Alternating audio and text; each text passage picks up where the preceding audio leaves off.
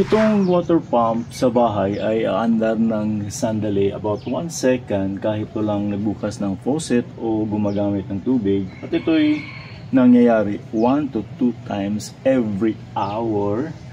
Ang possible reason nito ay leak sa piping system sa bahay or mismo may problema ang pump nito. Sa short video na ito, ipapakita ko kung paano ko ito ayusin. Una sa lahat, mag-subscribe muna kayo sa aking channel para suportahan ito. You may also join this channel as a member to avail of exclusive perks like priority in comments reply and early access or exclusive access to some videos for members only. You can also help fund some projects here by sharing super thanks. Ito na, orasan natin gamit itong aking Mi Watch. Isara natin tong valve.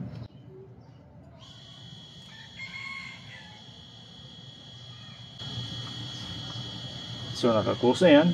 By the way, meron akong video nito about the Mi Watch. Kung gusto nyo malaman ang tungkol nito, so panoorin nyo yung video. Kung gusto nyo ng smartwatch kagaya nito, I can highly recommend the Redmi Watch Active 3. Mura na, capable pa. So check din nyo yung video nito.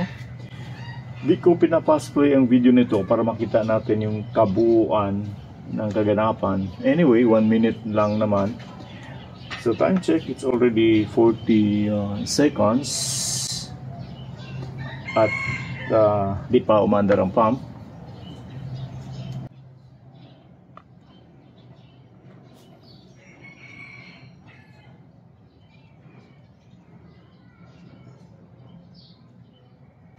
So, lagpas na ng 1 minute, hindi umandar ang pump. Okay? Now, i-open natin ang valve. Okay. Umandar siya. Ang nangyari kasi, meron kunting pressure dito sa loob ng pump. At kung merong leak sa piping system natin, mapupush yung tubig galing dito sa pump ng bahagya at dadaloy rin ang kunting tubig papasok sa bahay. So ito'y ma-detect ng water flow sensor here, kaya't andar ang sandali ang pump. So step 2, hahanapin natin ang leak sa loob ng bahay. Nagsimulang mag-yellow stain tong tiles dito sa loob ng bathroom nang maglagay kami ng water pump sa labas. So suspect ko, dahil to sa tubig na tumatagos mula rito sa faucet dito sa kanyang fittings, maybe isang elbow. Kaya mapapansin niyo wala ritong stain andito baba or below ng faucet. Then yung tubig pumasok sa loob under the tiles, kaya dito na lumulusok sa may gout niya. Diba? Kita nyo? Lumalabas siya. And that yellow stain is rust niya eh. No? Kalawang yan dahil sa fittings na kinakalawang na siguro sa loob. So, nang wala pa kaming pump, mahina ang pressure, so hindi lumalabas ang tubig. Ngayon, malakas na ang pressure, so yung kunting leak ay napilitang lumabas ang tubig kasi malakas na ang pressure ng tubig dahil sa pump na nilagay namin sa labas. So ito na. So gagawin natin, tanggalin natin to. Titingnan natin ang loob.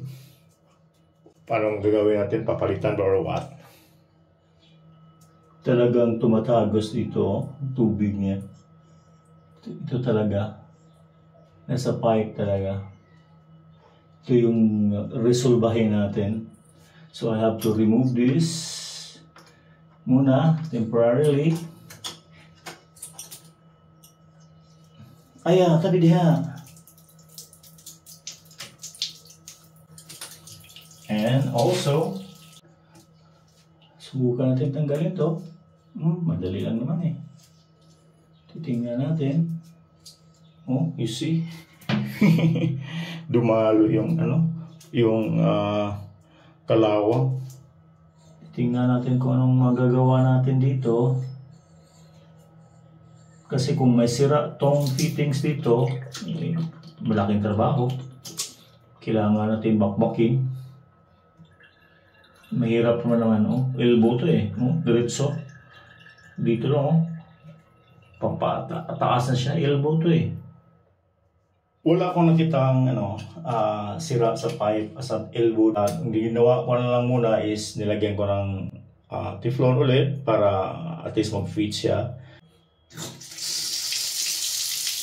Okay, so yun, nilinis ko na. Tinanggal ko na yung yellow stain. Nag-scale yun actually. Minerals yun, calcium at saka magnesium. Kaya yun, ginamitan ko ng scraper. At saka gumamit ako ng muriatic acid. Kaya medyo damaged na yung tiles diyan. So let's observe kung babalik na mag-yellow stain yan yung tiles after a few days, then meron pang problema. May tumutulo pa rin tubig. Tingnan nyo to. May tubig pa rin. Dito.